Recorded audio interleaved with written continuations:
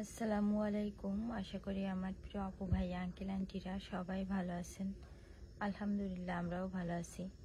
সবাইকে পবিত্র মাহে রমজানের অনেক অনেক শুভেচ্ছা জানাই। ইনশাল্লাহ আমরা যেন সবাই পবিত্র মাহে রমজান পরিপূর্ণভাবে কাটাতে পারি।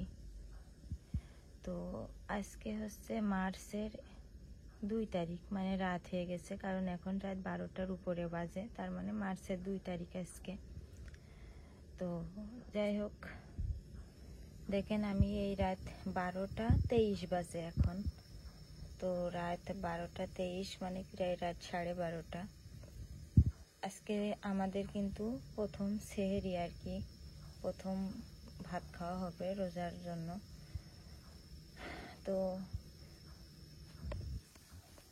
এশার নামাজ পড়ে তারাবি পড়ে আনাসের ঘুম পাড়াতে, মানে এশার নামাজ পড়ে তারাবি পড়ে মনে হয় কয়টা বাজে, 10:30 না 10টা মনে হয় 40 বাজে।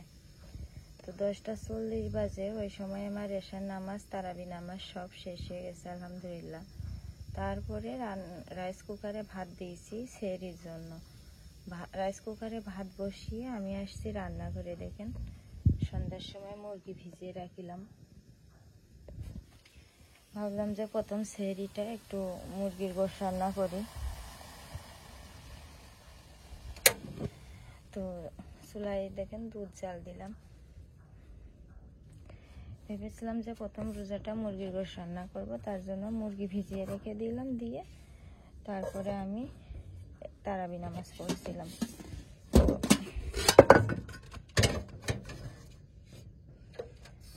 আর 10টা 40-এ কিন্তু আমি ভাত বসাইলাম, রাইস কুকারে ভাত বসিয়ে আমি রান্নাঘরে এসে মাত্রই গোশ রান্নার জন্য পেঁয়াজ রসুন কাটতে বসবো, আর ওই সময় কারেন্ট চলে গেছে। কারেন্ট চলে গেলে ভাবলাম যে তাহলে আনাস বাবার কাঁদছে ঘুমানোর জন্য, মনে করলাম আনাসের ঘুম পাড়িয়ে এসে তারপরে নিরিবিলি গোশটা রান্না করব, তো তখনই কারেন্টও চলে আসবে। এই ভেবে আনাসের ঘুম পাড়াতে গেছি, আর আমি যে কখন ঘুমিয়ে পড়েছি আমি নিজেও টের পাইনি। রাফির আব্বু বসেছিল ঘরে। তো আমি যে রাইস কুকারে ভাত বসাইছি রাফির আব্বুরও আমার বলতে মনে নেই, আমি তো ঘুমাতে যাইনি, কারণ আমি কিন্তু আনাসের ঘুম পাড়াতে গেছি। এখন আমার কিন্তু এখন ছাগল নাই, সংসারে কোনো কাজই নাই তেমন একটা, শুধু ছেলেপেলের পিছনে আর এই রান্না খাওয়া, এটা ওটা ঘর দোর গুছানো পরিষ্কার করে, এটাই কাজ এখন।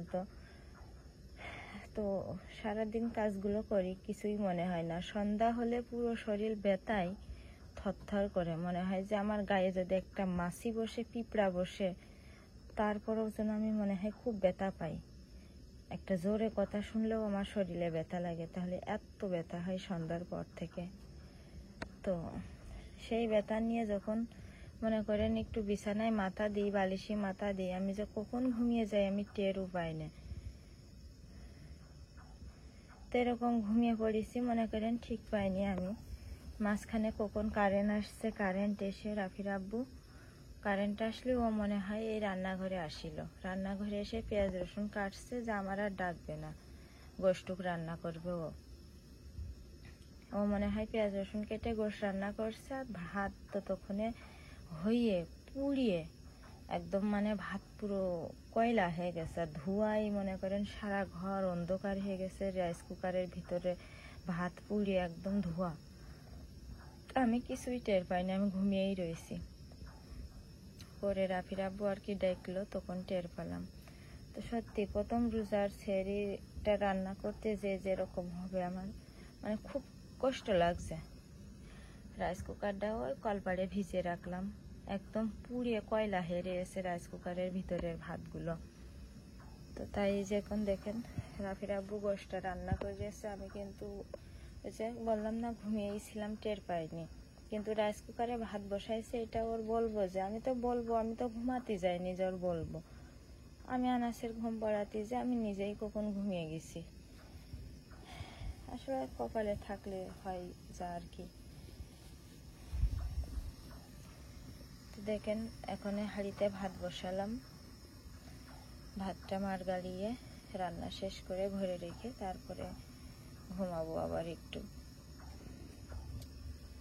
দুধটা জাল দিলাম। আর ওই রাত্রে কিন্তু আমি বিকালবেলা ডাল রান্না করিলাম আর উস্তে ভাজি করিলাম, সেটা রাত্রে আমি এখনো খাইনি। আমার ব্যথায় মানে আমার রাত্রে ভাত খেতে মন চাই না, এত শরীর ব্যথা যে আমি রাত্রে ভাত খালি আমার মনে হয় গায়ে ব্যথা লাগে। তো ঠিক আছে, সবাই আমাদের জন্য দোয়া করবেন, আর আপনাদের জন্য অনেক অনেক দোয়া রইল।